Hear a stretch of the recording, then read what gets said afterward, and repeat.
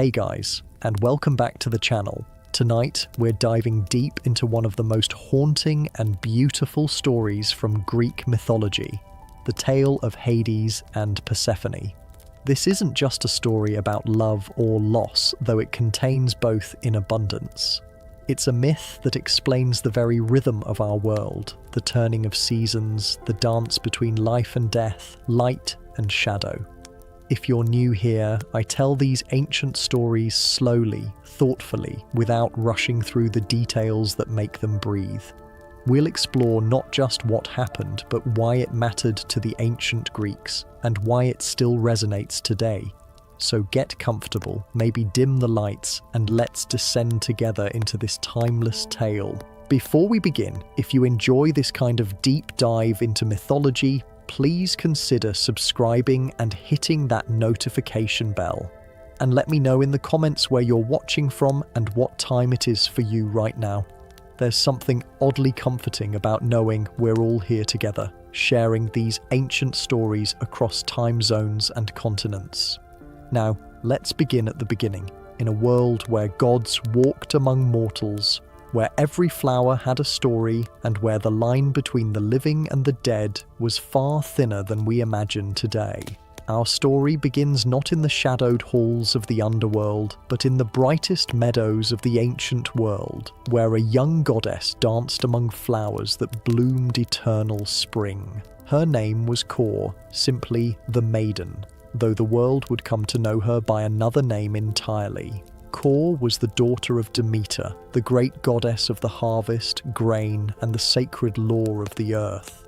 Demeter was one of the 12 Olympians, sister to Zeus himself, and her power was absolute over all growing things. When Demeter smiled, the wheat grew golden and heavy. When she wept, the earth itself mourned, and nothing would grow. But in those early days, there was little cause for weeping. Kor moved through the world like spring personified. Wherever her feet touched the ground, wildflowers bloomed. Violets, crocuses, narcissus, and hyacinths carpeted her path. She was innocence itself, untouched by sorrow, unmarked by loss.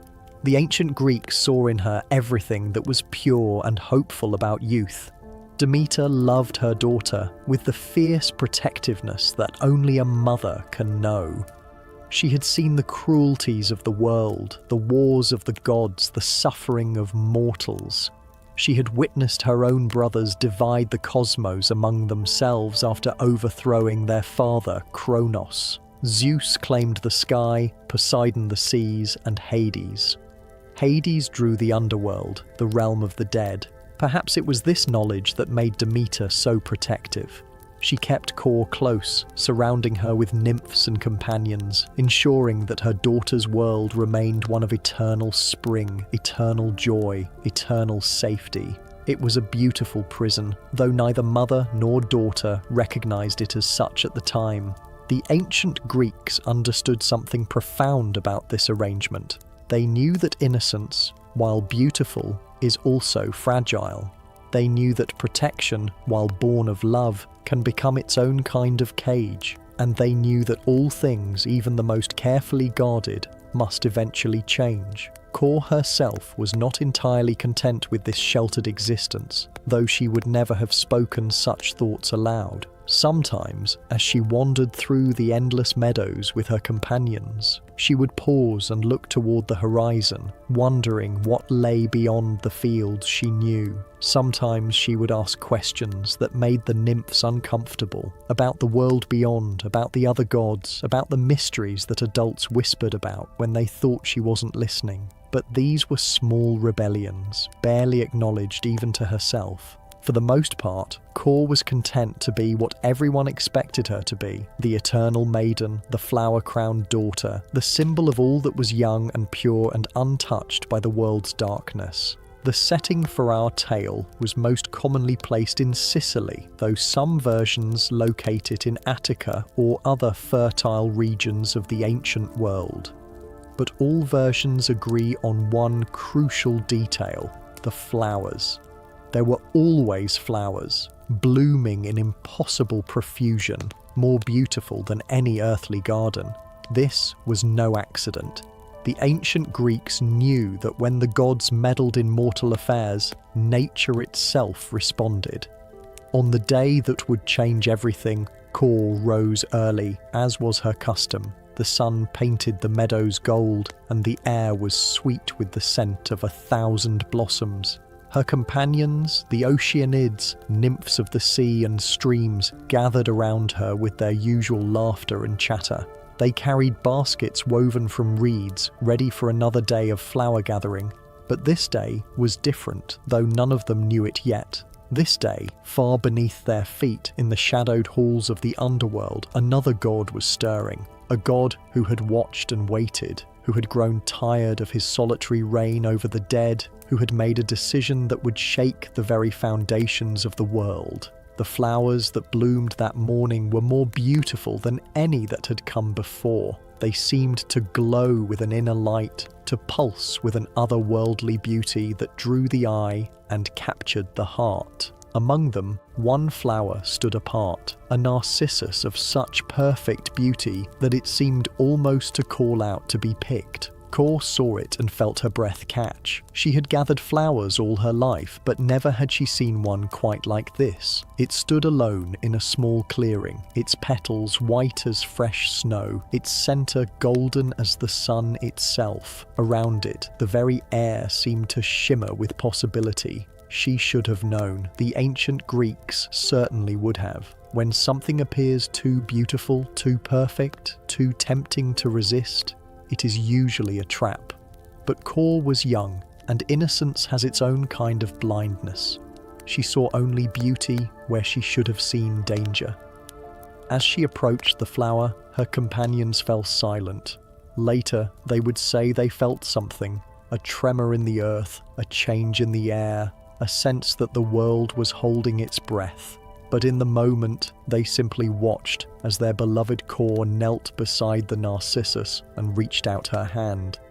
The moment her fingers touched the stem, the earth began to tremble, not violently, not with the rage of an earthquake, but with the deep, purposeful movement of something vast stirring to life. The flower came away easily in her hand, but as it did, the ground beneath her feet began to crack. What happened next would be remembered and retold for thousands of years. The earth opened, not with a roar, but with the slow, inexorable movement of a door being opened by an expert hand. From the depths rose a chariot of black obsidian, drawn by 4 horses whose coats were darker than midnight, whose eyes glowed like coals, whose breath steamed in the morning air. And driving that chariot was a figure that made even the flowers seem to dim by comparison. Tall and stern, with dark hair and darker eyes, wearing robes that seemed to absorb light rather than reflect it. This was Hades, lord of the underworld, king of the dead, brother to Zeus and Poseidon, and one of the most powerful gods in all creation. He did not speak. He did not need to. With one fluid motion, he reached down and lifted Kor into his chariot. She had time for one cry, one desperate look back at her companions, one glimpse of the world she was leaving behind. Then the earth closed over them, and she was gone. The meadow fell silent. The flowers that had bloomed so brilliantly that morning began to wilt. The narcissus lay forgotten on the ground, its perfect petals already browning at the edges. And somewhere in the distance, a mother's heart began to break, though she did not yet know why. This was how it began. Not with violence, though it was violent in its way. Not with hatred, though it would breed hatred before it was done. But with a single moment of choice, a hand reaching for beauty, and the ancient, inexorable turning of fate's wheel.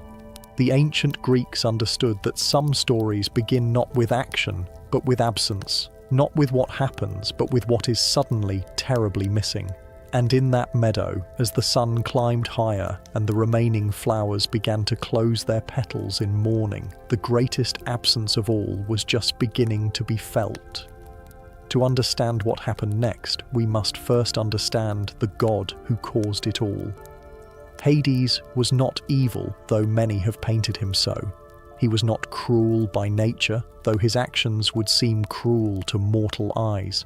He was, above all else, a god of order, of law, of the inevitable processes that govern life and death. and he was utterly, completely alone.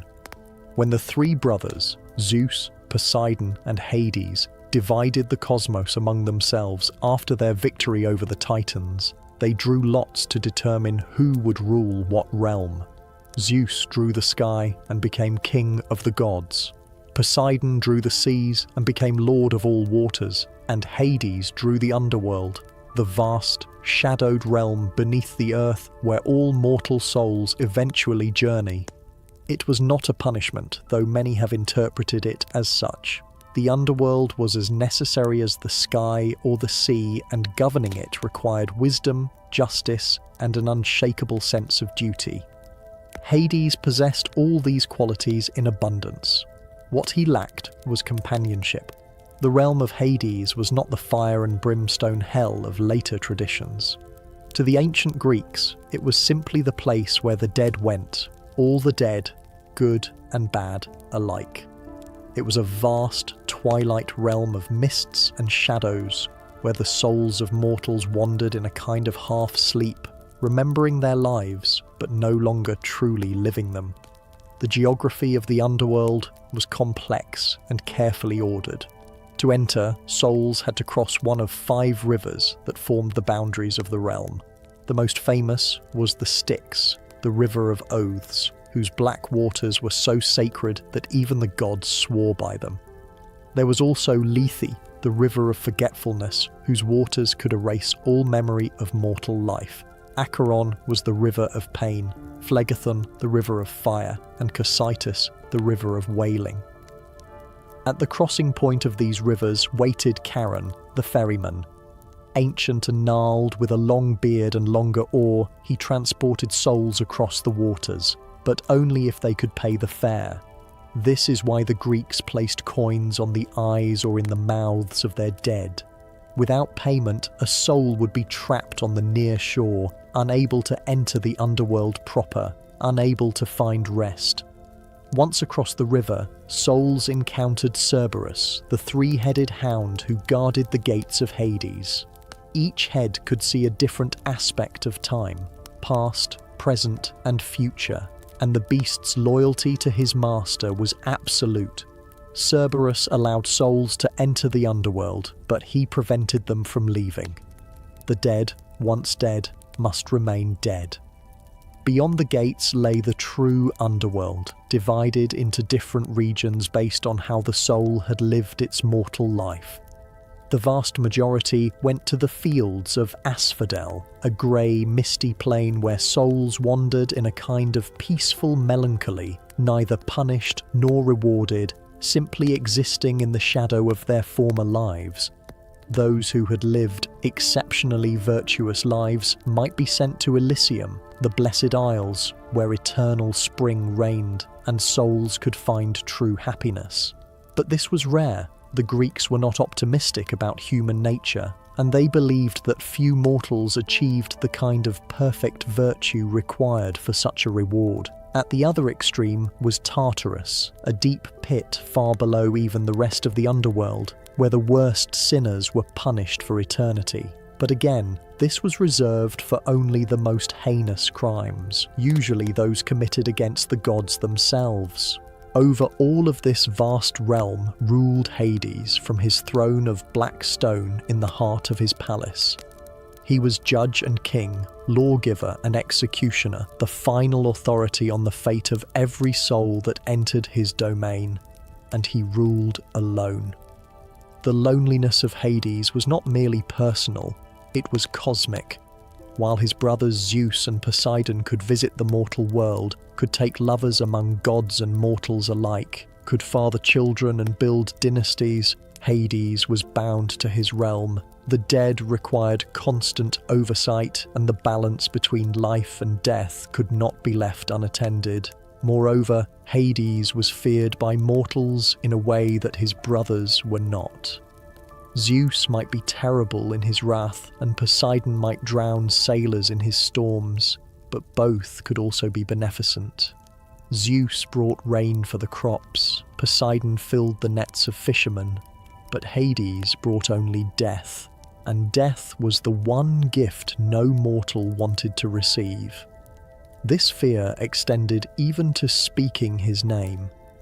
The Greeks often referred to him by euphemisms, Pluto, the wealthy one, referring to the precious metals that came from beneath the earth, or Hades itself, which simply meant the unseen one. To speak his true name was to risk drawing his attention, and his attention was the last thing any living person wanted. So Hades ruled in splendor and in solitude, surrounded by the trappings of power but lacking the one thing that might have made that power meaningful, someone to share it with. He had servants, of course, the Furies, spirits of vengeance who punished oath-breakers and murderers. Thanatos, the personification of death itself. Hypnos, god of sleep, who dwelt at the borders of the underworld. But these were not companions, they were extensions of his will, aspects of his power. The palace of Hades was magnificent in its way, built from black marble and obsidian, lit by torches that burned with cold fire, decorated with precious gems that had never seen sunlight. But magnificence without joy is merely display, and display without an audience is meaningless. It was in this context that Hades first became aware of Kor. The exact circumstances vary depending on which version of the myth you follow, but the most common tells us that he saw her while travelling through the upper world on one of his rare journeys to the surface. Perhaps he was checking on some matter of divine business, or perhaps he was simply seeking a brief respite from the eternal twilight of his realm. Whatever the reason, when he saw Kor dancing in her meadow, surrounded by flowers and laughter and light, something stirred in the heart of the god of the dead. Here was everything his realm lacked: youth, beauty, joy, life itself. Here was spring personified, innocence made manifest, hope given form. The ancient Greeks understood that desire, once kindled in the heart of a god, was not easily extinguished. They also understood that the desires of gods rarely took mortal concerns into account.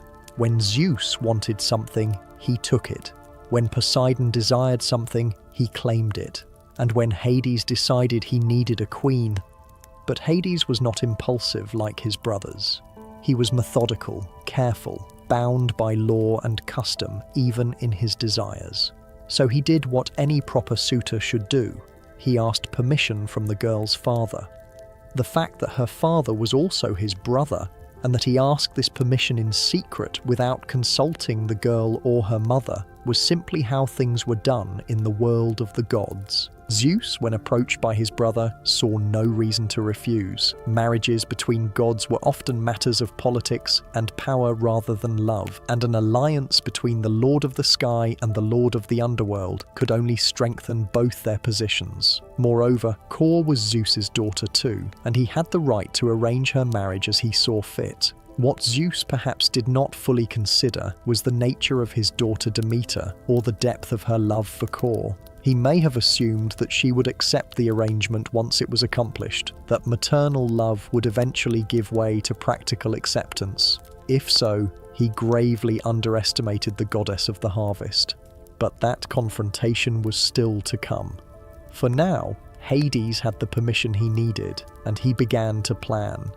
The abduction, for that is what it was, regardless of Zeus's consent, would need to be carefully orchestrated. It would need to be swift, decisive, and complete. There could be no half measures, no opportunity for rescue or reversal. The Narcissus was Hades's idea, or perhaps Zeus's. The myths are unclear on this point. But someone arranged for that perfect, irresistible flower to bloom in Kor's path, knowing that her nature would compel her to pick it. It was a trap, but a trap baited with beauty rather than cruelty. And so, on that fateful morning, as Kor knelt to pluck the Narcissus, Hades was already in position far below, his chariot ready, his horses stamping with impatience. The earth above was merely a thin shell, easily broken when the time came. All that remained was to wait for the moment when her fingers touched the flower's stem. The ancient Greeks had a word for this kind of moment, kairos, the perfect time, the instant when all possibilities converge into a single, inevitable action. It was not Chronos, ordinary time that flows like a river, but Kairos, time that strikes like lightning, transforming everything it touches. When that moment came, Hades did not hesitate. The earth opened at his command. His chariot rose like a dark star, and in one fluid motion he swept Kor into his realm. It was not gentle, but it was not unnecessarily violent either. It was simply final, as the earth closed above them and the chariot descended into the depths. Hades may have felt a moment of satisfaction, even triumph. He had acted decisively, claimed what he desired, secured the future of his realm. He had a queen now, someone to share his throne, someone to bring light into the eternal darkness of the underworld. What he had not yet considered was that light, once extinguished, leaves behind a darkness deeper than any that came before, and that a mother's love, once wounded, can shake the very foundations of the world. The moment the earth swallowed Kor, time itself seemed to fracture. Above, in the meadow that had been filled with laughter and flowers just moments before, an unnatural silence fell. The Oceanids who had been Kor's companions stood frozen, their baskets of flowers scattered at their feet, their faces blank with shock and disbelief. What they had witnessed defied comprehension. The ground had simply opened, as if the earth itself had yawned, and from that opening had emerged something that belonged to nightmare rather than the waking world. The chariot had been magnificent and terrible, wrought from what looked like volcanic glass, drawn by horses whose hooves struck sparks from the air itself. But it was the figure driving the chariot that had truly paralyzed them with fear. They knew instinctively that this was no mortal man, no earthly king. The power that radiated from him was ancient and absolute, the kind of authority that made even immortal nymphs feel small and fragile. This was one of the great gods, one of the sons of Kronos, and his presence in the upper world could mean nothing good. The abduction itself had taken mere seconds.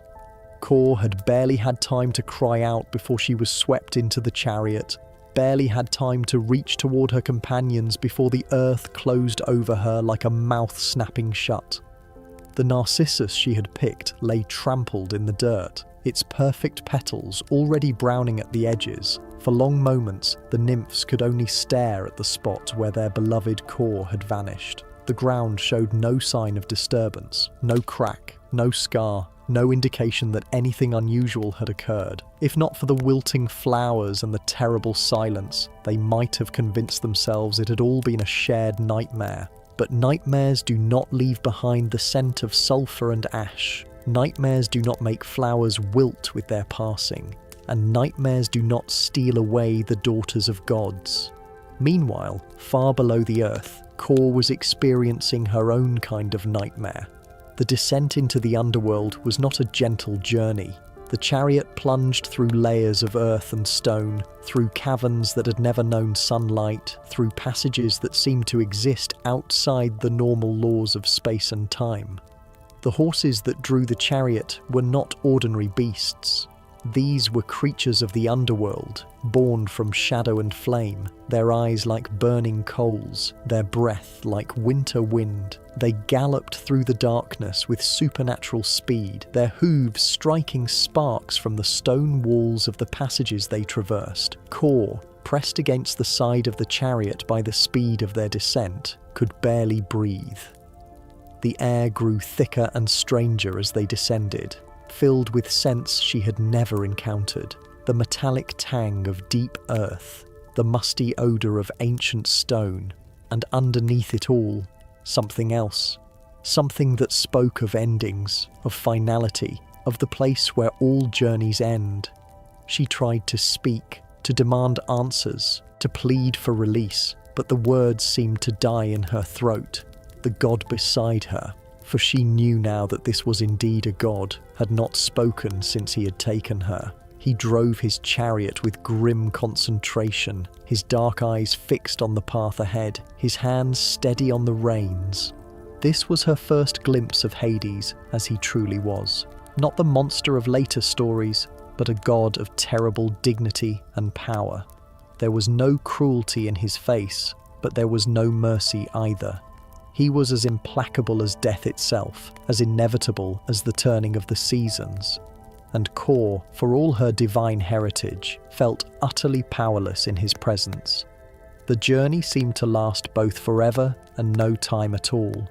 Time moved differently in the spaces between worlds, and the passages through which they travelled existed outside the normal flow of hours and days.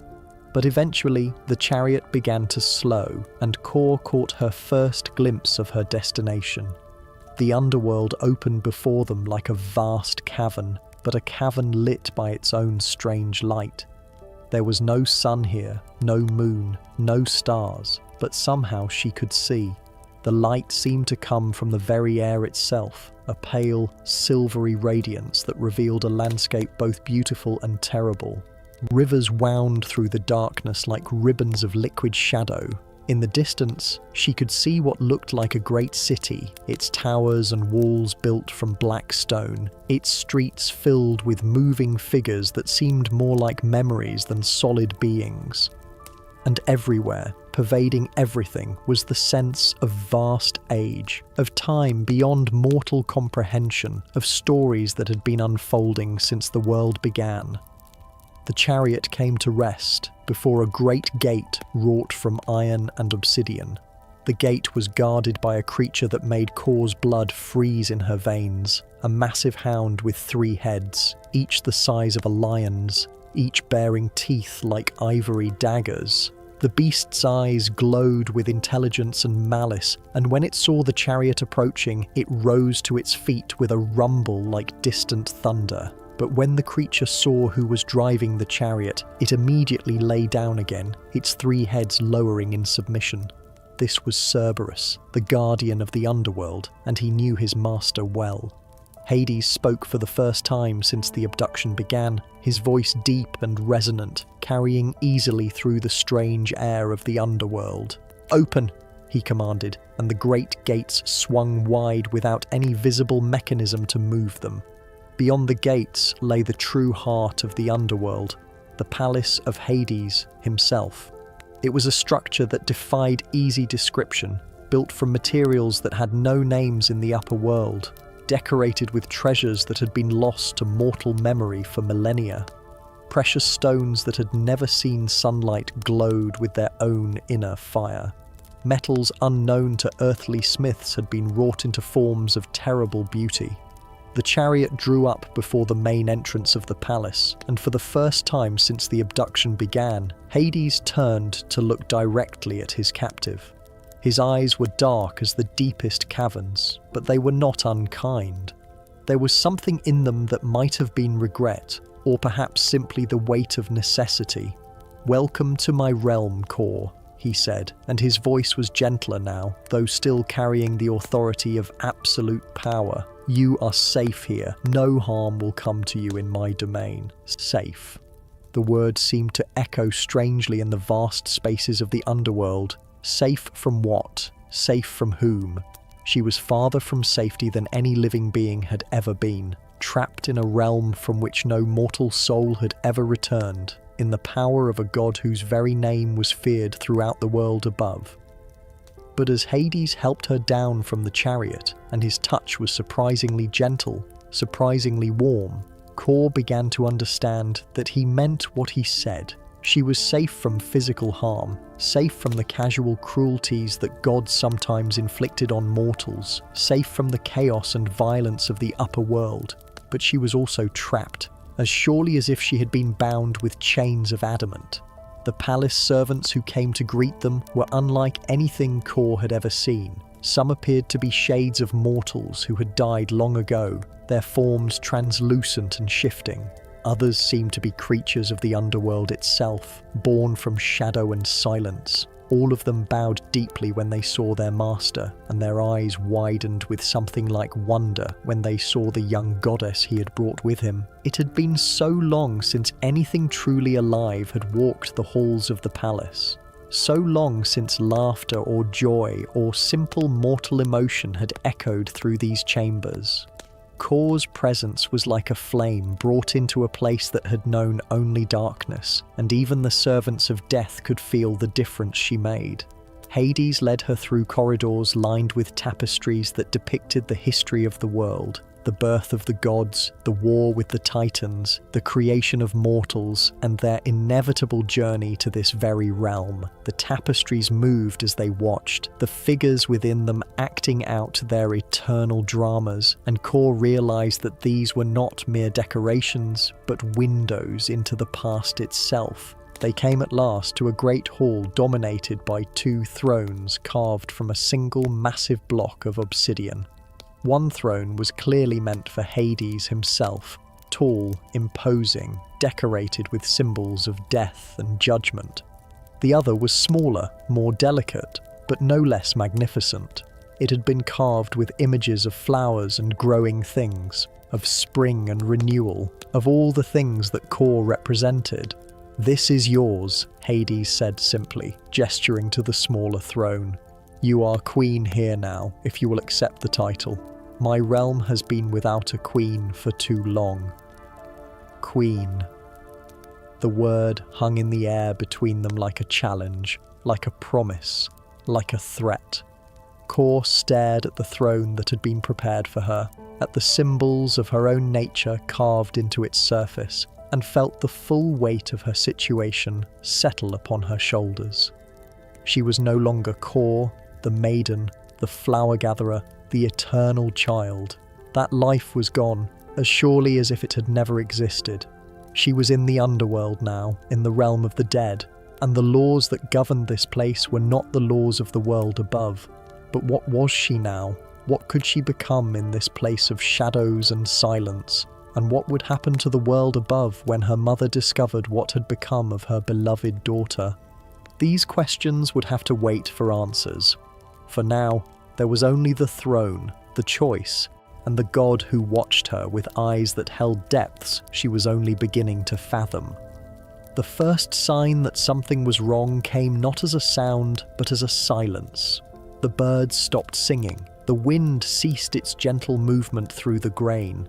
Even the insects fell quiet, as if all of nature was holding its breath, waiting for something terrible to unfold. Demeter felt it before she understood it. A wrongness in the world, a disturbance in the natural order that she governed.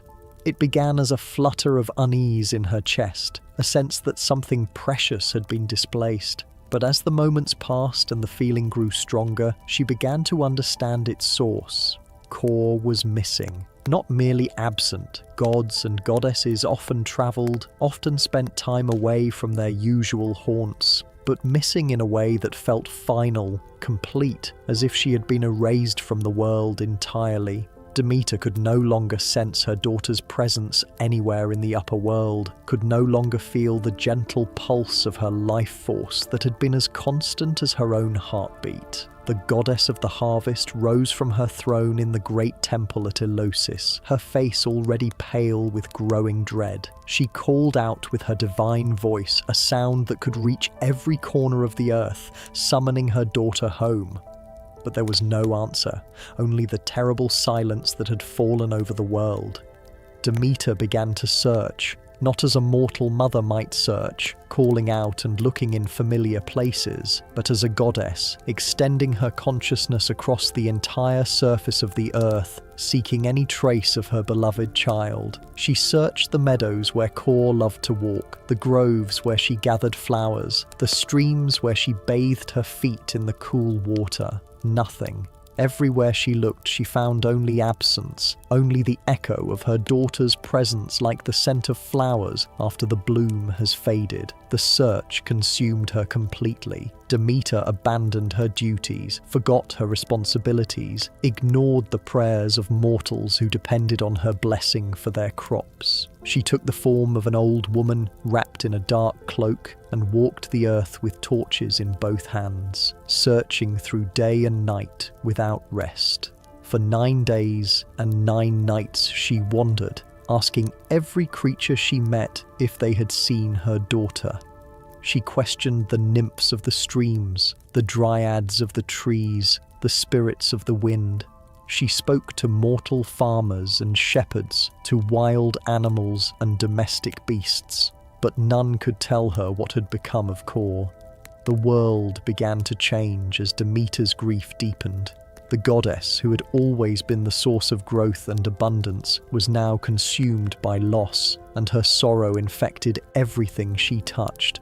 Crops began to wither in the fields, fruit rotted on the trees, the very earth seemed to grow cold and barren, as if winter had come early and with unusual severity. But this was not the gentle winter that brings rest and renewal. This was a winter of the heart, born from a mother's anguish, and it brought only death and desolation. Animals began to starve as their food sources disappeared.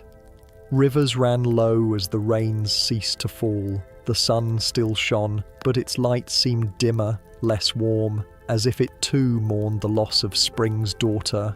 On the 10th day of her search, Demeter encountered Hecate, the goddess of crossroads and magic who dwelt at the boundaries between worlds. Hecate had heard something, a cry in the darkness, a sound of distress that had echoed through the liminal spaces she guarded. But she had not seen what caused it, had not witnessed the abduction itself. Together, the two goddesses sought out Helios, the sun god, whose chariot carried him across the sky each day, and whose eyes saw everything that transpired in the world of light. If anyone knew what had happened to Kor, it would be he.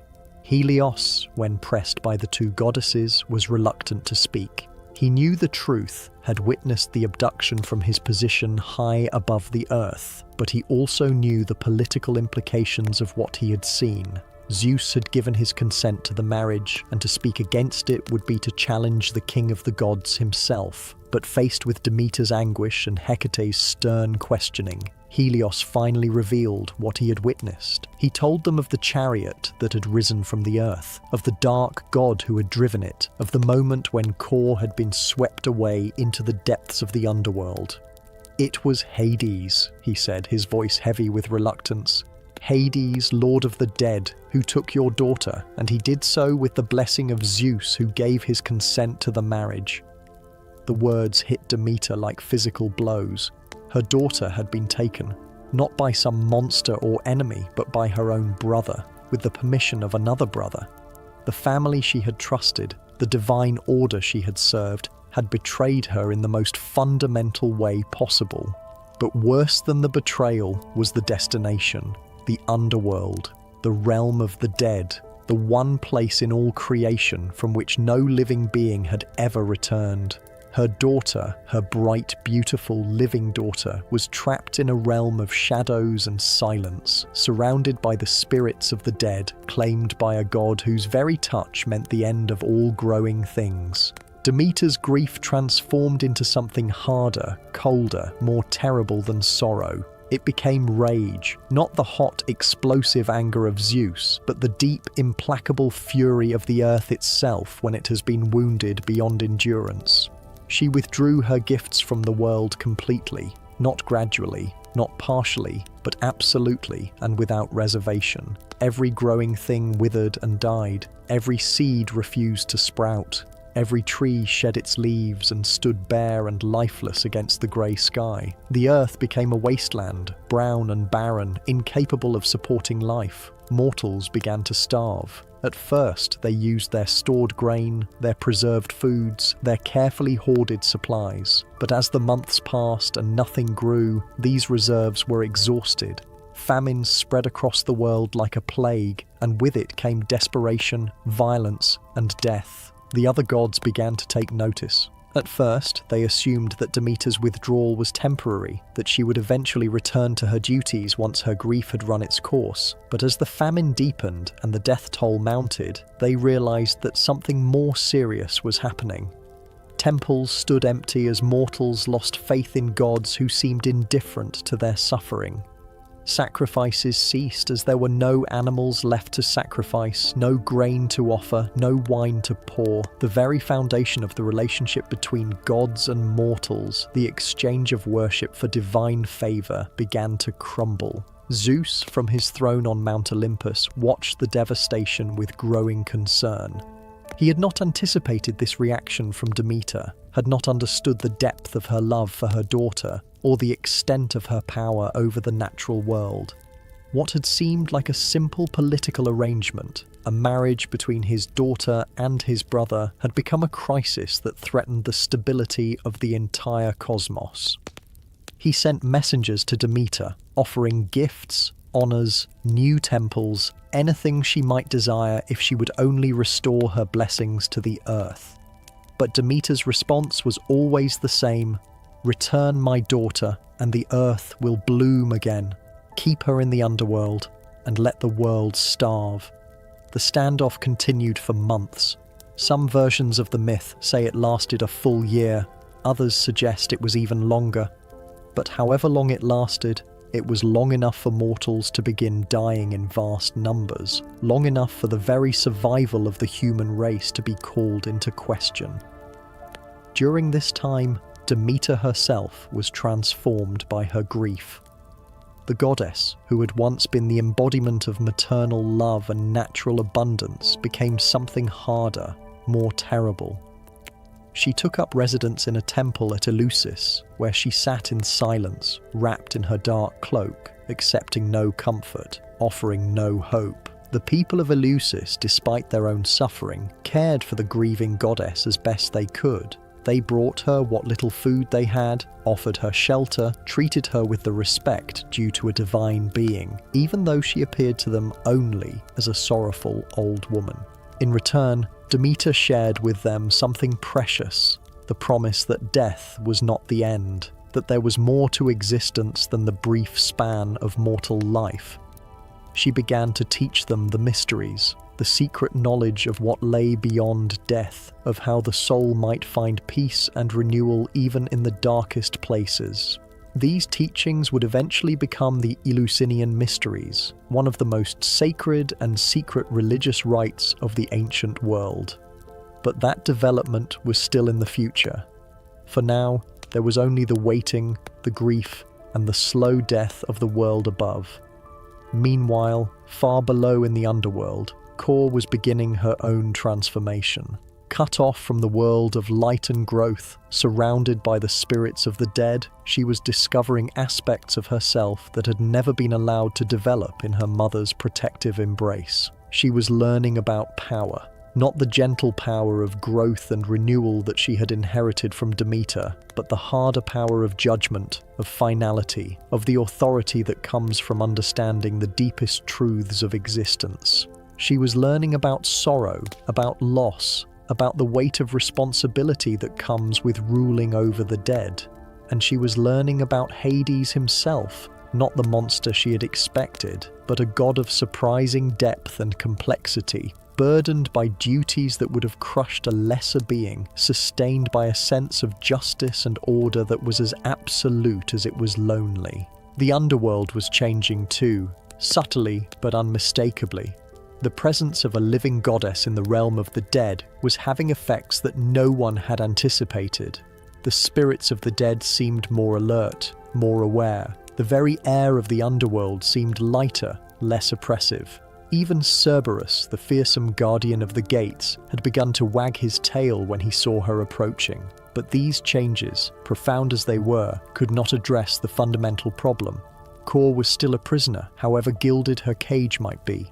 She was still separated from her mother, from the world of light and life that had shaped her very being, and above, the world was still dying from the absence of both goddesses, the one who refused to let anything grow, and the one who had been taken from the realm where growth was possible. Something would have to give. The crisis could not continue indefinitely without destroying everything that gods and mortals had built together.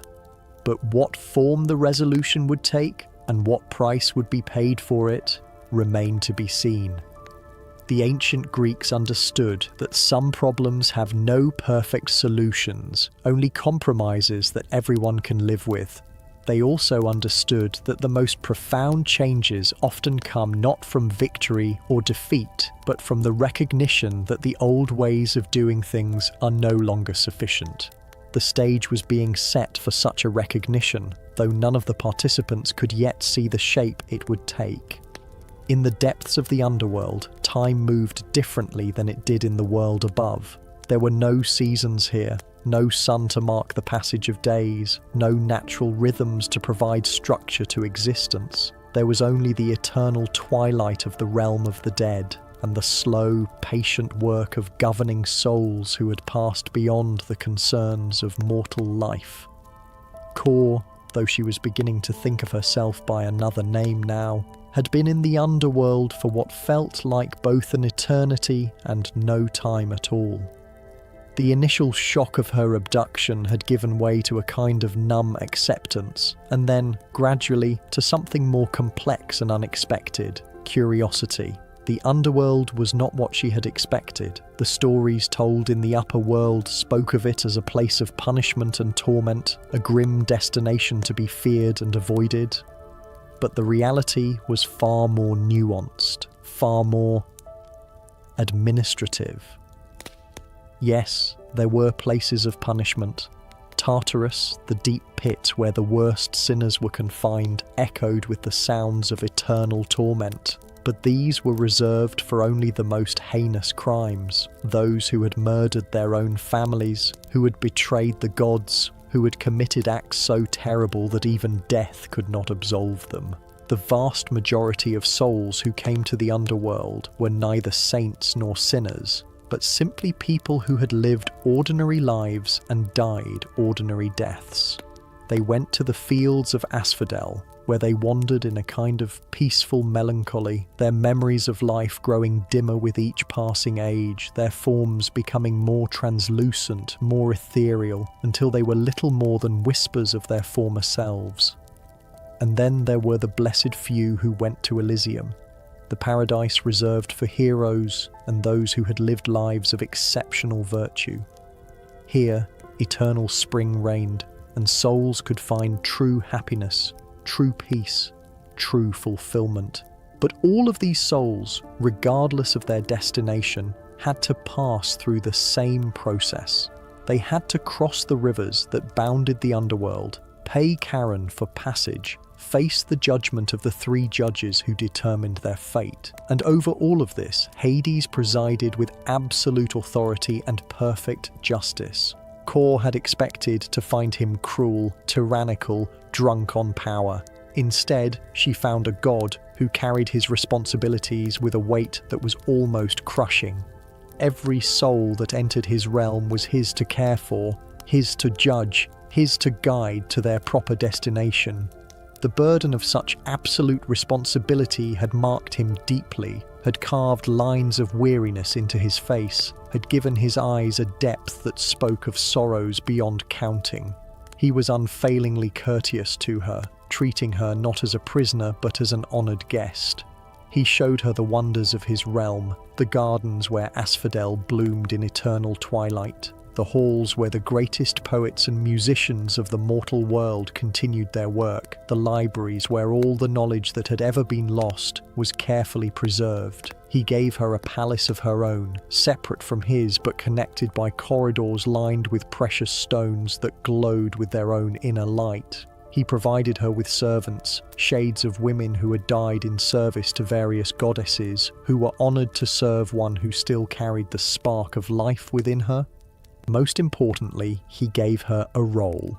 The underworld had been without a queen for so long that many of its functions had fallen into neglect. There were souls who needed comfort, disputes that required a gentler touch than Hades's stern justice could provide, aspects of death and renewal that required a feminine perspective.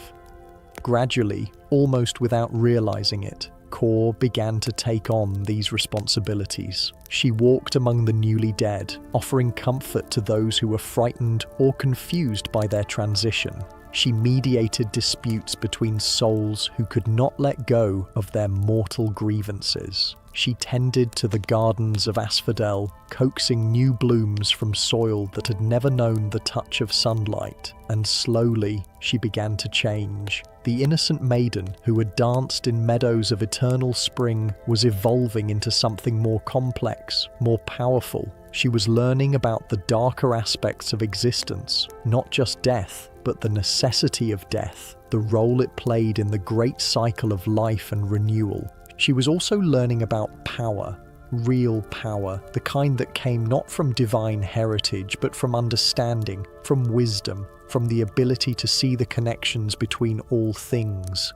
In the upper world, she had been protected, sheltered, kept innocent of the harsher realities of existence. Here, she was confronting those realities directly and finding that she was stronger than anyone had imagined. The transformation was not without its costs. The bright, carefree laughter that had once been her trademark grew rarer, replaced by a deeper, more thoughtful demeanor. The flowers that had once bloomed at her touch now grew in different forms, night-blooming cereus, pale orchids, plants that found beauty in darkness rather than light. But perhaps the most significant change was in how she saw herself. She was no longer Kor, the eternal maiden, the symbol of innocence and youth. She was becoming something new, something that had never existed before, a goddess who belonged to both life and death, who could bridge the gap between the world above and the world below. Hades watched this transformation with something that might have been wonder. He had expected to find in her a companion, someone to share the loneliness of his eternal vigil. What he had not expected was to find an equal, someone whose understanding of the mysteries of existence was growing to match his own. Their relationship, which had begun with abduction and imprisonment, was evolving into something more complex. Not love, perhaps. That would come later, if it came at all. But respect, understanding, a recognition of shared purpose and complementary strengths. They began to rule together, though she had not yet formally accepted the title of queen. Hades would handle the matters of judgment and law, while she dealt with the more personal aspects of death, the grief of the newly departed, the needs of souls who required healing before they could move on to their final destinations. The underworld itself began to change in response to her presence. The eternal twilight seemed less oppressive, the silence less absolute. Flowers began to bloom in places where no flowers had ever grown. Not the bright, cheerful blossoms of the upper world, but strange, beautiful plants that drew their sustenance from shadow and starlight. The spirits of the dead responded to her as well. They found in her something they had not expected to find in the realm of death: hope. Not hope for return to life, which was impossible, but hope for peace, for understanding, for a kind of existence that transcended the mere absence of life. But even as she grew into her new role, even as she discovered aspects of herself that had never been allowed to develop in the upper world, she never forgot what she had lost. She missed the sun, the feel of grass beneath her feet, the sound of birds singing in the morning. She missed her mother with an ache that never fully went away. And she was aware, always, that her presence in the underworld was not entirely voluntary. However kindly Hades treated her, however much responsibility he gave her, however much she was coming to understand and even appreciate the importance of his realm, she was still there against her will. She was still separated from everything she had known and loved. This awareness came to a head one day when she was walking in the gardens of Asphodel, tending to the pale flowers that grew there. She had been in the underworld for months now, or perhaps years. Time was so difficult to measure in this place, and she had grown accustomed to her role, even found satisfaction in it. But on this particular day, she found herself thinking of the meadows where she had once danced, of the companions who had shared her innocent pleasures, of the mother who had loved and protected her. The longing that rose in her chest was so sharp, so overwhelming, that she sank to her knees among the asphodel and wept. It was there that Hades found her, drawn by some instinct that told him she was in distress. He approached carefully, uncertain how to comfort someone whose grief was, in large part, his fault. "You regret coming here," he said, and it was not a question. She looked up at him, her eyes bright with tears that caught the strange light of the underworld like captured stars. "I did not come here," she said quietly. "I was brought here. There is a difference." He was silent for a long moment, and when he spoke again, his voice carried a weight of sorrow that matched her own. "I know," he said, "and I am sorry for that, but I am not sorry that you are here." It was the closest thing to an apology she had received from him, and also the closest thing to a declaration of what? Love? Need? She was not sure, and she was not sure it mattered. "What am I to you?" she asked. "Am I a queen or am I a prisoner? Am I a partner or am I a trophy? I need to know." Hades considered the question with the same careful attention he gave to all matters of importance. "You are whatever you choose to be," he said finally. "I brought you here because I needed a queen, yes, but I have come to understand that a true queen cannot be made by force or decree. She must choose her crown, must accept her responsibilities willingly. I can offer you the title, the power, the respect that comes with ruling beside me, but I cannot make you accept them. And if I choose not to accept them, if I choose to remain what I was when I came here, a prisoner, a victim of your desire for companionship, then that is what you will remain," he said simply. "I will not force you to be something you do not wish to be, but I hope you will consider what you have accomplished here, what you have become. You have brought light to a realm that had known only darkness. You have brought hope to souls who had forgotten what hope meant. You have become something new, something that the world has never seen before, a goddess who understands both life and death, who can bridge the gap between the two." She was quiet for a long time, considering his words. Around them, the asphodel swayed in the gentle breeze that somehow existed even in this windless realm, and the strange light of the underworld painted everything in shades of silver and shadow. "I need time," she said finally. "Time to think, to understand what I have become, what I might choose to become." "Time you shall have," Hades replied. "All the time you need. Time is one thing we have in abundance here." But even as he spoke, both of them were aware that time was running out in the world above. The famine that Demeter had brought upon the earth was reaching a crisis point. Soon Zeus would be forced to act, to find some solution to the standoff between his brother and sister. And when that happened, the choices available to all of them would change dramatically. For now, though, there was only the garden, the flowers, and the slow process of becoming something new. Core, or Persephone, as she was beginning to think of herself, had decisions to make, and those decisions would shape not only her own fate, but the fate of both the world above and the world below. The pomegranate appeared on a silver tray beside her bed one morning, its deep red skin gleaming like a jewel in the strange light of the underworld. Core, though she had begun to think of herself as Persephone now, a name that meant she who brings destruction, or perhaps she who brings light through darkness, stared at the fruit with a mixture of curiosity and suspicion. She had been in the underworld for what felt like months, though time moved so strangely here that she could not be certain. In all that time, she had eaten sparingly of the food offered to her, not from any conscious plan or strategy, but simply because her appetite had diminished in this place of shadows and silence. The rich foods of the underworld, ambrosia that tasted of starlight, nectar that sparkled like liquid diamonds, seemed too heavy, too substantial for her transformed state. But the pomegranate was different. It called to her in a way that the other foods had not, its deep red colour reminding her of the roses that had once bloomed in her mother's gardens, its weight in her hands familiar and comforting. She had been thinking more and more about the world above lately. The initial shock of her abduction had faded, replaced by a complex mixture of emotions that she was still struggling to understand. There was anger, yes, at being taken against her will. There was grief for the life she had lost, the innocence that could never be recovered. But there was also something else, a growing awareness of her own power, her own capacity for choice and action.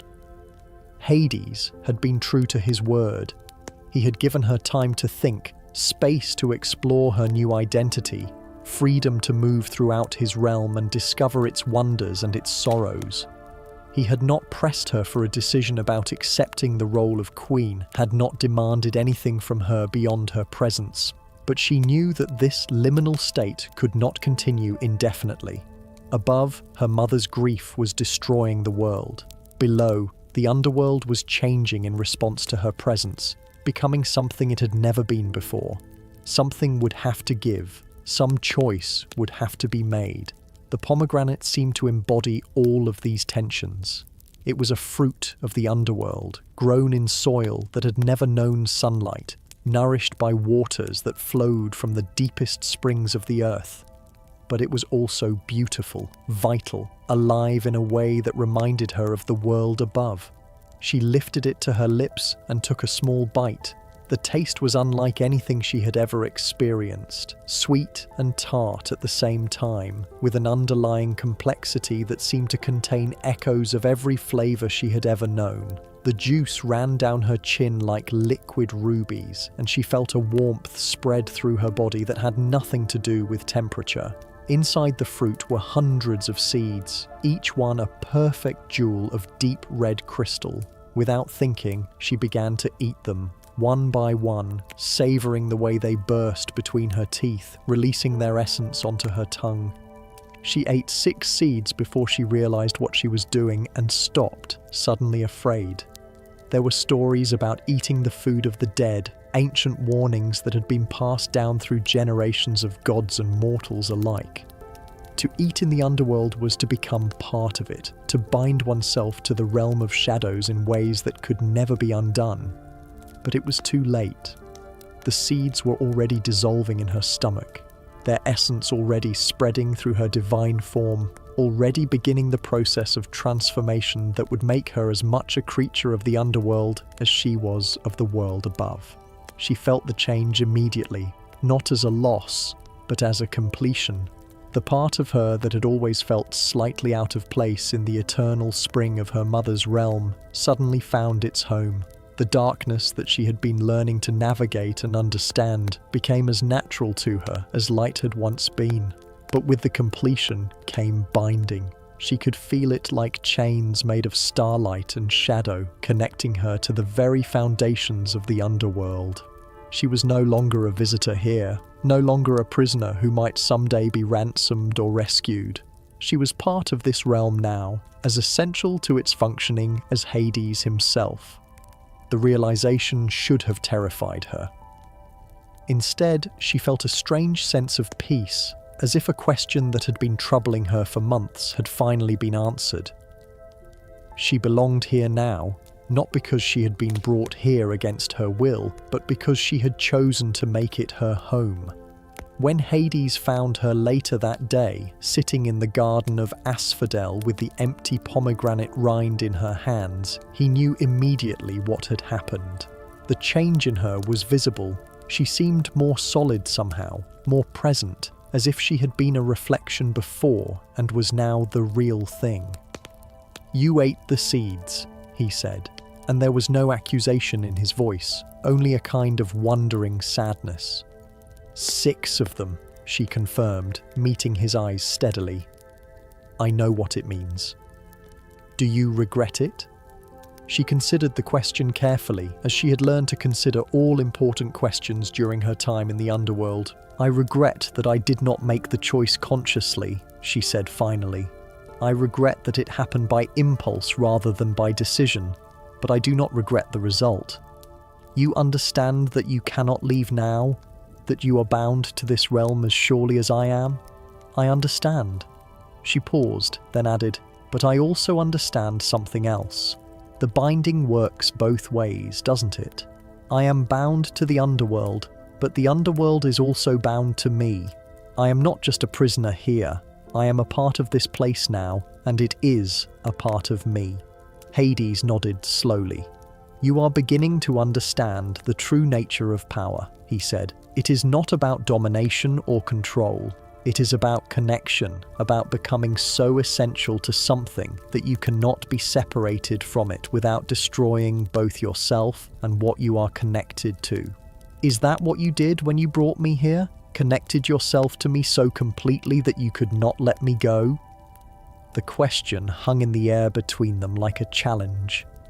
Hades was quiet for a long moment, and when he spoke, his voice was softer than she had ever heard it.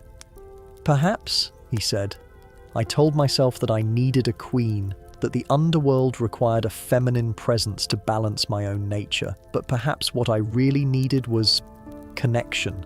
Someone who could understand the weight of what I carry, who could share the burden of caring for all the souls who come to this realm.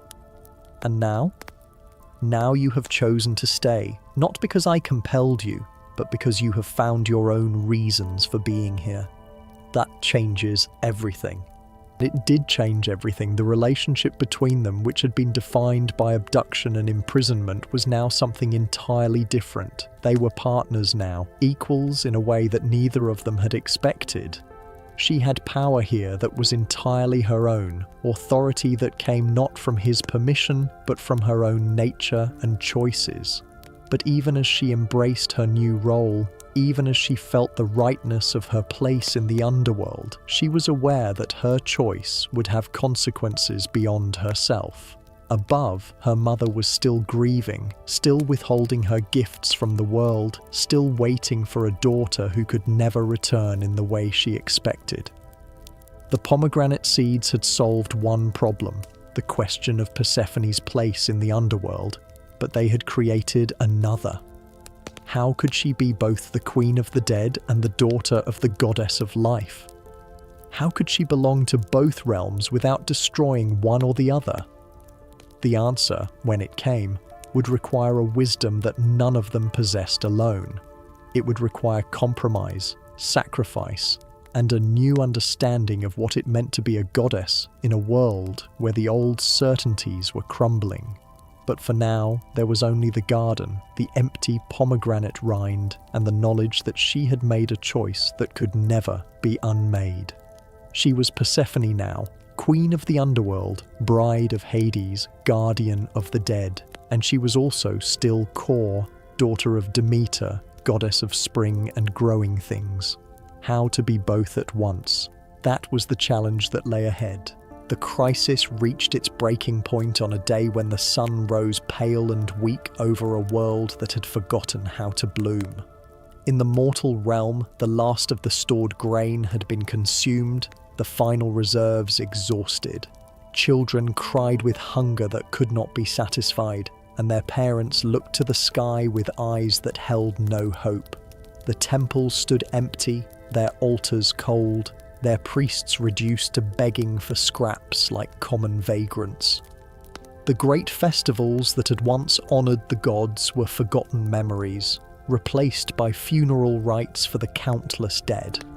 The very fabric of civilization was unravelling, thread by thread, as the fundamental contract between gods and mortals dissolved in the face of divine indifference. On Mount Olympus, Zeus sat upon his throne of clouds and lightning, watching the devastation below with growing alarm. He had weathered many crises during his reign as king of the gods, had faced rebellions and wars and cosmic catastrophes. But this was different. This was not an external threat that could be defeated with thunderbolts and divine wrath. This was a wound in the heart of creation itself, a fundamental disruption of the natural order that threatened to destroy everything he had built. The other gods had grown restless, their own domains affected by the spreading chaos. Aphrodite complained that mortals had no energy left for love when they were starving. Ares found that wars had become mere struggles for survival rather than glorious conflicts worthy of his attention. Even Apollo's music seemed to fall flat in a world where there was nothing left to celebrate. But it was Hermes who finally forced Zeus to act. The messenger god, whose duties required him to travel constantly between the realms of gods and mortals, brought reports that could no longer be ignored. "The mortal world is dying," he said bluntly, his usual cheerful demeanor replaced by grim seriousness. "Not slowly, not gradually, but completely. If this continues for much longer, there will be no mortals left to worship us, no civilization left to sustain. We will be gods of an empty world, rulers of nothing but dust and bones." Zeus knew that Hermes spoke the truth. He had delayed action too long, hoping that Demeter would eventually relent, that maternal love would give way to practical necessity. But he had underestimated the depth of her grief and the strength of her resolve. She would let the world die before she accepted the loss of her daughter. The solution, when it came to him, was both elegant and terrible in its simplicity. If Demeter would not accept the permanent loss of her daughter, and if Hades could not be compelled to give up his queen, then perhaps there was a middle path. Perhaps the problem was not that Persephone belonged to one realm or the other, but that everyone assumed she could only belong to one.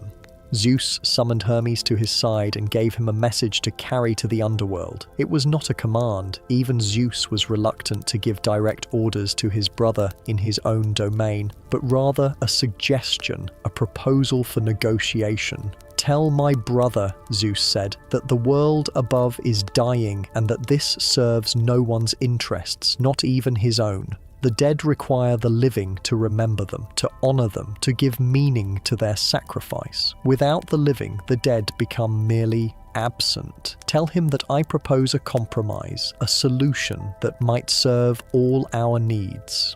Hermes nodded and departed immediately, his winged sandals carrying him swiftly through the layers of reality that separated Olympus from the underworld. He found Hades in his throne room, sitting beside Persephone in a scene that would have been touching if not for the cosmic crisis it represented. The queen of the underworld had changed dramatically since her abduction. Gone was the innocent maiden who had danced in meadows of eternal spring. In her place sat a goddess of terrible beauty and profound wisdom. Her dark robes adorned with jewels that captured and reflected the strange light of the underworld, her eyes holding depths that spoke of mysteries beyond mortal comprehension. When Hermes delivered Zeus's message, both Hades and Persephone listened in silence. They had been expecting this moment, had known that the crisis in the upper world could not continue indefinitely, but knowing that change was coming and being ready for it were two different things. "What does Zeus propose?" Hades asked, his voice carefully neutral. "A division of time," Hermes replied. "Let Persephone spend part of each year in the underworld with you, and part in the upper world with her mother.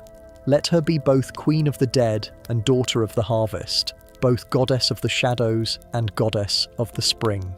The proposal hung in the air like a challenge, like a promise, like a threat. It was elegant in its simplicity, but complex in its implications. Could a goddess truly belong to two realms? Could she be both life and death, both light and shadow, both presence and absence? Persephone was the first to speak. "How long in each realm?" she asked. "That," Hermes said, "would be for you to decide." Zeus suggests that the division should reflect the natural order, perhaps 6 months in each realm, corresponding to the seasons of growth and rest that have always governed the mortal world. 6 months. Half a year in the realm of the dead, half a year in the world of the living. It was a compromise that satisfied no one completely, but perhaps that was what made it workable. Demeter would have her daughter back, but not permanently. Hades would keep his queen, but not exclusively. And Persephone herself would have what she had not even known she wanted. The freedom to be both aspects of her nature, to embrace both the light and the darkness that had always been part of her. But there was a complication, one that Hermes had not mentioned but that all three of them understood: the pomegranate seeds. By eating the food of the underworld, Persephone had bound herself to this realm in ways that could not be easily undone. The ancient laws that governed such things were clear. Those who ate in the realm of the dead belonged to the dead. "There is the matter of the seeds," Hades said quietly. Persephone nodded. 6 seeds, she said. I ate 6 seeds of the pomegranate. Hermes looked puzzled, not understanding the significance, but Hades and Persephone exchanged a look that spoke of shared knowledge, shared understanding of the laws that governed their existence. 6 seeds, Hades repeated. 6 months. Perhaps the binding itself suggests the terms of the compromise. It was Persephone who made the final decision. I will spend 6 months of each year in the underworld, she said, her voice carrying the authority of a queen and the finality of divine decree. These will be the months when the world above rests, when the earth sleeps and dreams of spring. And I will spend 6 months in the upper world, when the earth awakens and blooms and celebrates the return of life. And you accept this? Hermes asked, looking between the 2 rulers of the underworld. I accept it, Persephone said. As do I, Hades added, though his voice carried a note of sadness that spoke of the loneliness he would feel during her absences. Hermes nodded and prepared to depart with the news. But before he could leave, Persephone called out to him. Tell my mother, she said, that I am no longer the daughter she lost. I am something new now, something that has never existed before. Tell her that I love her, that I have missed her, but that I cannot return to being what I was. The maiden core is gone forever. In her place stands Persephone, queen of the underworld and goddess of spring's return. With that message, Hermes departed, leaving the royal couple alone in their shadowed realm. They sat in silence for a long time, contemplating the changes that were about to transform their existence. Do you regret it? Hades asked finally. The compromise, the division, the fact that we will be separated for half of each year. Persephone considered the question with the same careful attention she had learned to give all important matters. I regret the necessity of it, she said finally. I regret that love and duty and the needs of the world could not be reconciled without sacrifice, but I do not regret the choice itself. This is who I am now. A goddess of transitions, of boundaries, of the spaces between life and death. Perhaps it is fitting that I should live between worlds. And when you are gone, when you are in the upper world, bringing spring to the earth, what becomes of the underworld? It endures, she said simply. As it endured before I came here, but it will be different now, marked by my presence even in my absence. And I will be different too, marked by this realm even when I walk in sunlight. We are connected now, all of us, you and I, the upper world and the lower, life and death. The connections cannot be broken, only transformed. Above them, far above, the first green shoots were already beginning to push through the barren earth as Demeter felt her daughter's decision and began, slowly, to restore her gifts to the world. The compromise had been made, the terms accepted, the new order established, but the true test would come with the first transition, when Persephone would have to leave the underworld and return to a mother who had been transformed by grief, to a world that had been scarred by famine, to a role that she would have to redefine with each passing season. The age of eternal spring was over. In its place came something more complex, more nuanced, more true to the realities of existence, the cycle of seasons, the rhythm of growth and rest, the eternal dance between life and death that would govern the world from that day forward. The earth trembled with anticipation as Persephone prepared for her first return to the upper world. It was not the violent shaking of an earthquake, but something subtler, more profound, the deep rhythmic pulse of a world awakening from the longest winter it had ever known. In the underworld, preparations for the Queen's departure were both solemn and celebratory. The spirits of the dead gathered in the great halls of Hades' palace, not to mourn her leaving, but to honour her for what she had brought to their realm.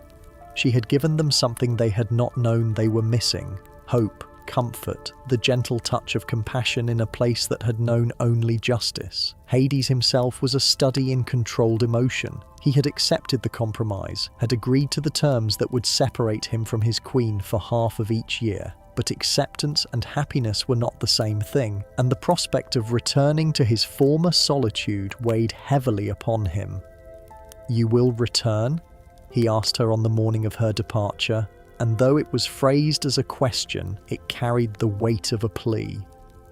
"I will return," she promised, and her voice carried the authority of divine oath. When the world above has had its fill of growth and celebration, when the time comes for rest and reflection, I will come back to you. This is my home now, as much as the upper world ever was.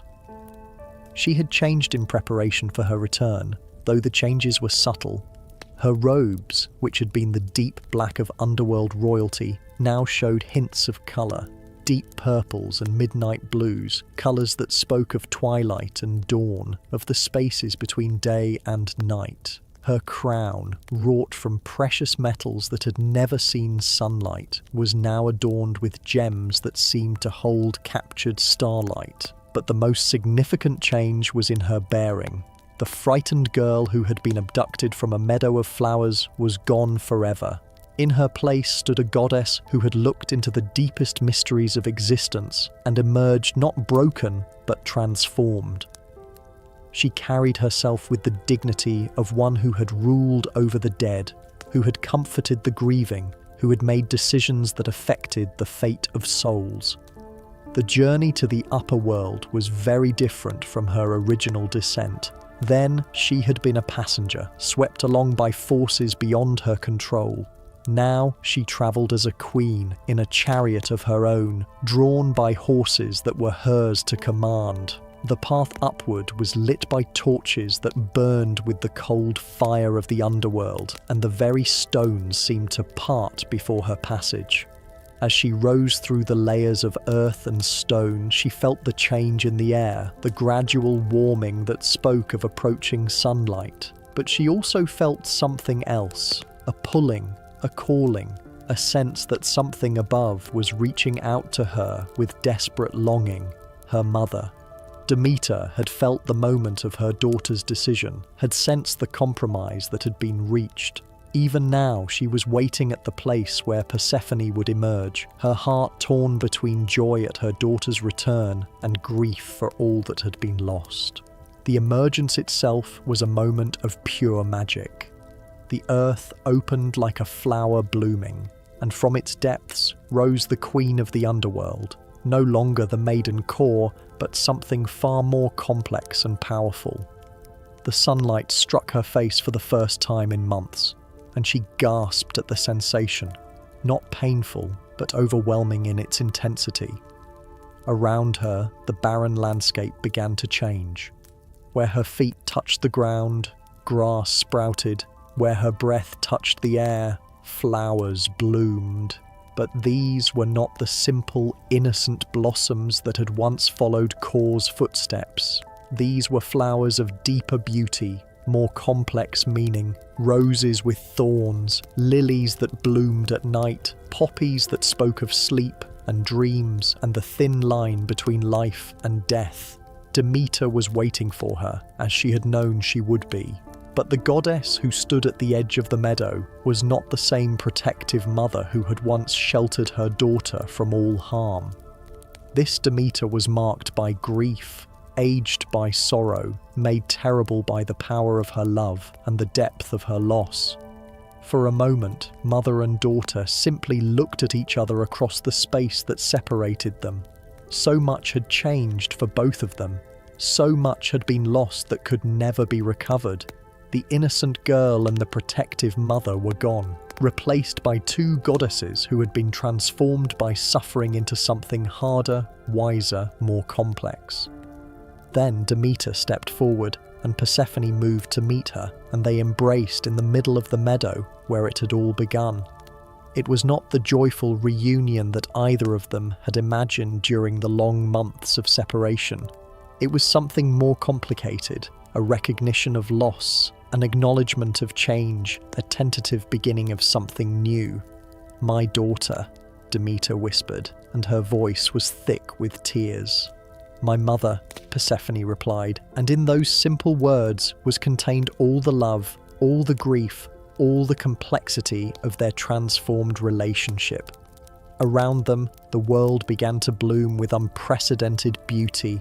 The long winter was ending, but it was not returning to the eternal spring that had existed before. This was something new, a spring that carried within it the memory of winter, a growth that was made more precious by the knowledge of loss, a celebration that was deepened by the understanding of sorrow. The reunion was witnessed by all of nature. Birds that had been silent for months burst into song. Animals that had hidden in whatever shelter they could find emerged to bask in the returning warmth.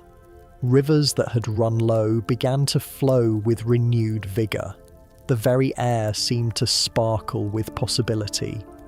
But even in the midst of this celebration, both goddesses were aware of the shadow that lay across their joy. This was not a permanent return. In 6 months, when the world had had its fill of growth and abundance, Persephone would have to return to the underworld, and winter would come again. "Tell me about the place where you have been," Demeter said as they walked together through the rapidly blooming meadow. "Tell me about the realm of the dead, about the god who rules there, about what you have become." And so Persephone began to speak, slowly at first, then with growing confidence, about her transformation. She told her mother about the underworld, not the place of torment that mortals imagined, but a realm of justice and order, of rest and reflection. She spoke of Hades, not as the monster who had stolen her away, but as a god of profound responsibility and unexpected gentleness. Most importantly, she spoke of herself, of the power she had discovered, the wisdom she had gained, the role she had chosen to play in the great cycle of existence. She was no longer just the goddess of spring, but the goddess of spring's return, the one who brought hope after despair, growth after barrenness, life after the long sleep of winter. Demeter listened in silence, her face showing the complex emotions that warred within her. Pride in her daughter's strength and wisdom, grief for the innocence that had been lost, fear of the power that Persephone now wielded, and underneath it all, a growing understanding that the daughter she had tried so hard to protect had become something far greater than she had ever imagined possible. "And you will return to him?" Demeter asked finally. "To that dark realm? To that god of the dead?" "I will return," Persephone confirmed, "not because I'm compelled to, but because I choose to. The underworld needs me, as the upper world needs me. I am the bridge between them now, the connection that allows both to exist in harmony." "And what of us? What of the love between mother and daughter?" Persephone took her mother's hands in her own, and Demeter was surprised by the strength she felt there, the confidence and power that had not existed before. "Our love endures," Persephone said, "but it has changed as we have changed. You can no longer protect me from the world, because I have become part of the world in ways that even you cannot fully understand. But you can love me, and I can love you, and we can find joy in the time we have together."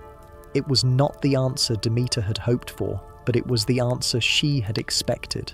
Her daughter was no longer a child to be sheltered and protected. She was a goddess in her own right, with her own responsibilities, her own choices to make.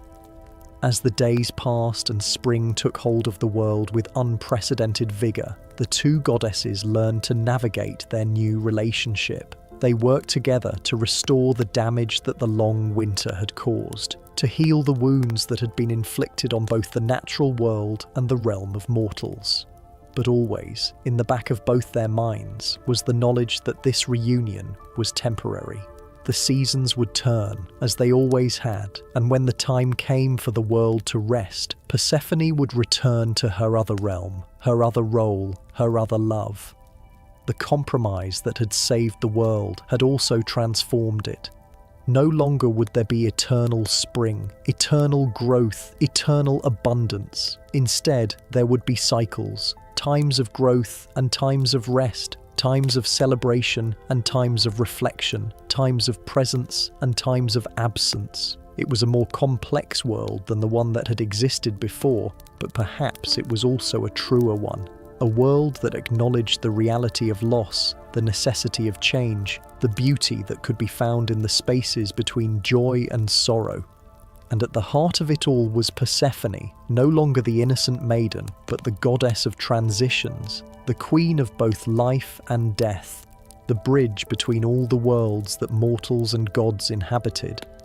And so the pattern was established that would govern the world from that day forward. The eternal cycle of seasons, the rhythm of growth and rest, the dance between presence and absence that would give meaning to both life and death. Each year, when the time came for Persephone to return to the underworld, the world would feel her departure. The leaves would turn gold and red, then brown, then fall to the earth in a carpet of memory. The air would grow cold, the days would shorten, and all of nature would prepare for the long sleep of winter. But it was not the desperate, deathly winter that had gripped the world during Demeter's grief. This was a gentler season, a time of rest and reflection, of gathering strength for the renewal that would surely come. The world slept, but it slept peacefully, knowing that spring would return. And when Persephone emerged from the underworld each year, bringing with her the promise of renewal, the world would wake with joy, flowers would bloom, trees would bud, and all of creation would celebrate the return of life and growth and possibility. The ancient Greeks saw in this cycle something profound about the nature of existence itself. They understood that life without death was meaningless, that growth without rest was impossible, that joy without sorrow was shallow and incomplete. The story of Persephone taught them that the deepest truths were often paradoxical, that loss could lead to wisdom, that separation could deepen love, that endings could become beginnings. In the underworld, Hades ruled with the knowledge that his queen would return to him each year, bringing light to his shadowed realm, comfort to the souls in his care, and companionship to ease his eternal vigil. The underworld itself was transformed by her regular presence, becoming not just a place of endings, but a place of transitions, where souls could find peace and understanding before moving on to whatever lay beyond. In the upper world, Demeter learned to find joy in the time she had with her daughter, rather than grief in the time they were apart. She became the goddess not just of the harvest, but of the cycle itself, the one who taught mortals to plant in spring, tend in summer, reap in autumn, and rest in winter, and Persephone herself became something entirely new in the pantheon of the gods, a goddess who belonged fully to neither realm, but partially to both, who understood the connections between all things, who could speak to both the living and the dead with equal authority and compassion. The mortals who witnessed these changes, who lived through the first terrible winter and the first joyous spring, created rituals to honour what they had learned.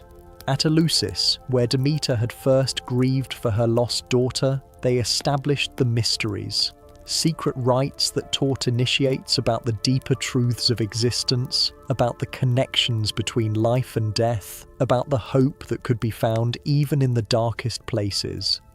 These mysteries would endure for over 1,000 years, drawing seekers from across the ancient world who came to learn what Persephone had learned in the underworld, that death was not the end, that separation was not permanent, that even the deepest darkness contained the seeds of light. The story itself would be told and retold countless times, in countless ways, each generation finding in it the truths they needed to understand their own existence. Sometimes Persephone was portrayed as a victim, sometimes as a willing bride, sometimes as a powerful queen who chose her own destiny. All of these interpretations contained elements of truth because the story was large enough to contain contradictions, complex enough to resist simple explanations. What remained constant was the cycle itself, the eternal rhythm of departure and return, of loss and recovery, of death and rebirth that governed not just the seasons but the deepest patterns of existence. Every autumn, as the leaves fell and the world prepared for winter, people would remember Persephone's descent into the underworld. Every spring, as the first flowers bloomed and the earth awakened from its sleep, they would celebrate her return. And in that remembering, in that celebrating, they found a way to make sense of their own lives, their own losses and recoveries, their own journeys through darkness toward light, their own participation in the great cycle that connected all living things. The story of Hades and Persephone was never just about two gods and their complicated relationship. It was about the fundamental patterns that govern existence itself, the necessity of change, the beauty of impermanence, the connections that bind all things together in an endless dance of transformation. In the end, perhaps that is why the story has endured for thousands of years, why it continues to speak to us across the centuries. Because we all know something about loss, about separation, about the long journey through darkness toward light.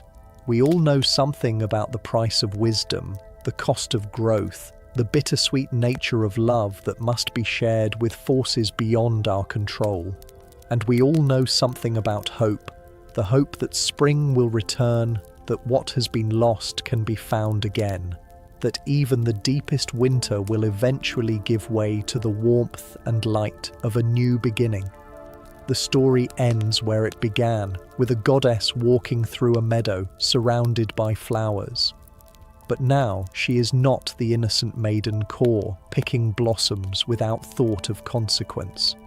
She is Persephone, queen of two realms, goddess of transitions, the eternal bridge between life and death. The flowers that bloom at her feet are different now, more complex, more beautiful, touched with the wisdom that comes from understanding both light and shadow. And as she walks, she carries with her the knowledge that this moment, like all moments, is both ending and beginning, both presence and absence, both eternal and fleeting. The cycle turns, as it always has, as it always will. And in that turning, we find not just the story of the seasons, but the story of existence itself, forever changing, forever constant, forever beautiful in its endless complexity.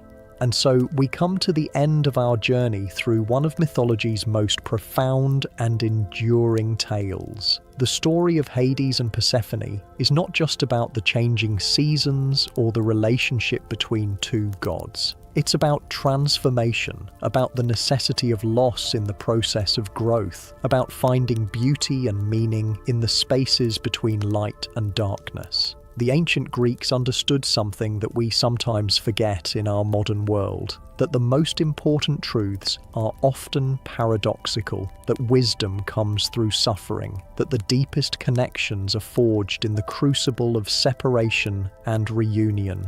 If this exploration of Greek mythology resonated with you, please consider subscribing to the channel and letting me know in the comments what other stories you'd like to hear told in this way. There are so many myths waiting to be rediscovered, so many ancient truths that still speak to our modern hearts. Until next time, remember that every ending is also a beginning. Every winter contains the promise of spring, and every descent into darkness can become a journey toward light. Thank you for joining me on this mythological journey. Sleep well, and may your dreams be filled with the eternal dance of the seasons.